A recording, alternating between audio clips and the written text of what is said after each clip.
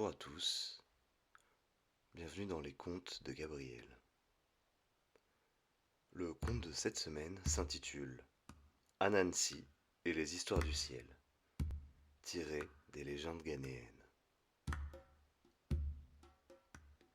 Dans un temps très ancien, alors que le monde était encore jeune et que les hommes vivaient sans conte ni légende, toutes les histoires appartenaient à Niamey, le grand dieu du ciel. Elles étaient gardées dans un immense coffre doré, suspendu au sommet du ciel, hors de portée des mortels. Sans elles, les hommes vivaient sans imagination, sans espoir et sans mémoire de leur passé. Anansi, l'araignée, qui était aussi rusée qu'elle était petite, observait ce monde silencieux avec une grande tristesse. Il savait que, sans histoire, les hommes restaient prisonniers de l'oubli, incapables d'apprendre des erreurs du passé ou de rêver à l'avenir.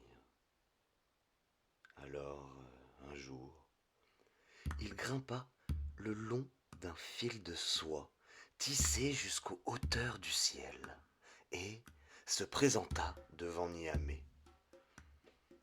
Oh, grand Niamey, dit Anansi, je suis venu te demander un trésor inestimable. Donne-moi tes histoires pour que je puisse les partager avec les hommes. Niamey, assis sur son trône de nuages, éclata de rire. Toi, Anansi, une si petite créature, si fragile.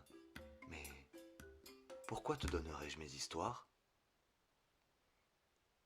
Parce que sans elles, les hommes restent enchaînés à leur ignorance.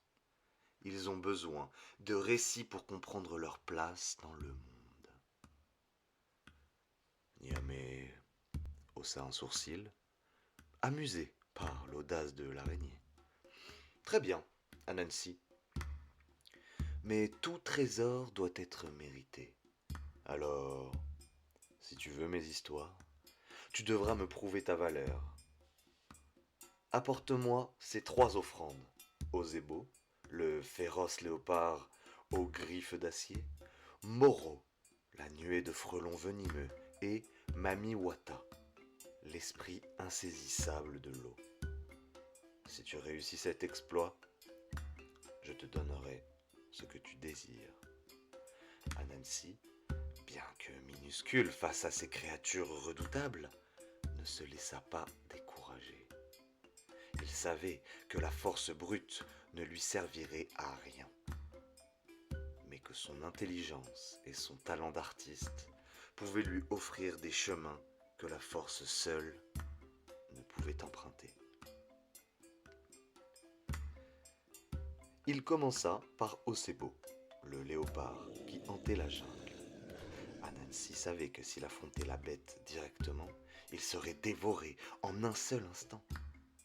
Alors, il creusa une fosse profonde sur le chemin qu'empruntait Osebo chaque nuit et la recouvrit de feuilles mortes. Et lorsque le léopard passa, il tomba lourdement dans le piège. Anansi s'approcha du bord du trou et fit mine de s'apitoyer. Oh, noble Osebo, mais quelle infortune! Que vais-je faire? Si tu restes coincé ici, tu mourras de faim. Mais attends, mais moi je peux t'aider. Laisse-moi attacher ma liane à toi pour te hisser hors du trou. Osebo, piégé, n'avait d'autre choix que d'accepter. Mais dès qu'Anansi eut solidement enroulé la liane autour de lui, il les resserra, et d'un seul coup, avec l'agilité d'un maître tisserand, il immobilisa le félin. Puis, d'un fil de soie, il le hissa lentement jusqu'au ciel, et le déposa au pied de Namé. Ensuite, Anansi se dirigea vers le nid de Mboro, le nuage de frelons dont la piqûre pouvait paralyser un homme en quelques instants. Il emporta avec lui une calebasse d'eau et grimpa dans l'arbre où les frelons bourdonnaient furieusement. Il versa un peu d'eau sur le nid, puis cria : « Oh non, il pleut si fort, vite, vite, entrez dans ma calebasse, je vous protégerai. » Les frelons, croyant à une véritable averse, s'y précipitèrent. Aussitôt, Anansi referma le couvercle et noua un fil solide autour. Il les porta alors à Niamey, qui, une fois encore, fut impressionné par son ingéniosité.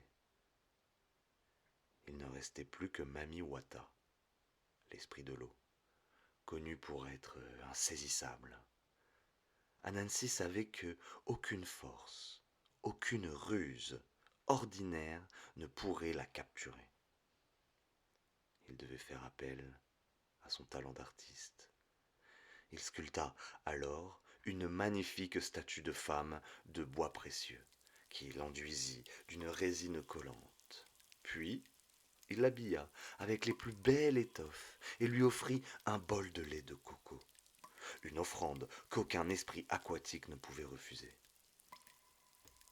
Alors, quand Mami Wata vit la statue, elle fut fascinée par sa beauté.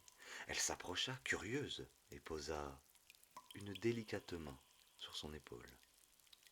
Mais aussitôt, elle se retrouva piégée, collée à la résine invisible, et Anansi surgit et lui murmura : « Pardonne-moi, noble Mami Wata, mais j'ai besoin de toi pour libérer les hommes de l'oubli. » Mami Wata, comprenant la noblesse de son objectif, cessa de se débattre et se laissa porter jusqu'à Niamey. Niamey, voyant qu'Anansi avait accompli l'impossible, se leva de son trône et déclara : « Ô petit arachnide, tu as prouvé que la véritable force ne réside pas dans les muscles, mais dans l'esprit. Toi, par ton intelligence et ton art, tu as surmonté ce que nul guerrier n'aurait pu accomplir.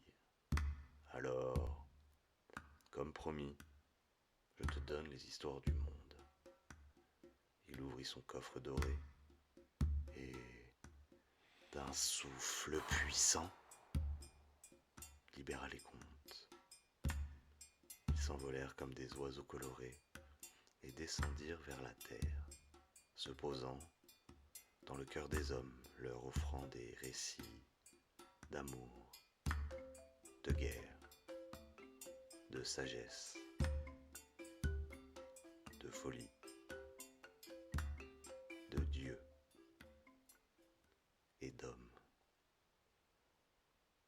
Alors, depuis ce jour, Anansi est connu comme le premier conteur, le maître des histoires. Il enseigna aux hommes que la liberté commence dans l'esprit et que l'art est la plus grande force qui soit, car il dépasse les limites de l'espace et du temps. Et ainsi, par la ruse, la créativité et le courage de se dépasser, les hommes obtinrent un trésor plus précieux encore que l'or, les histoires qui leur permettraient de comprendre le monde et de rêver à l'infini. Merci de m'avoir écouté. Le conte d'aujourd'hui s'intitulait Anansi et les histoires du ciel, tiré des mythes ghanéens. Encore merci de m'avoir écouté. C'était Gabriel, et à la semaine prochaine.